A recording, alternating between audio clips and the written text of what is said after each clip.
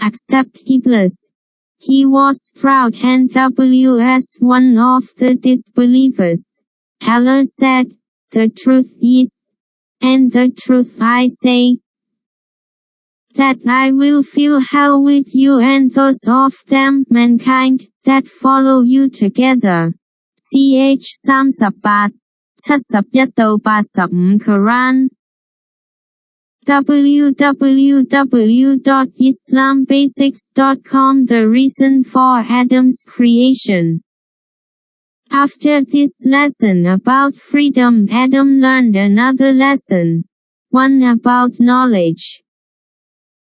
Adam realized that Iblis was the symbol of evil in the universe and that the angels were the symbol of good. However, he did not yet know anything about himself. Then Allah made him perceive his true identity and the reason for his creation, and the secret of his glorification. Allah the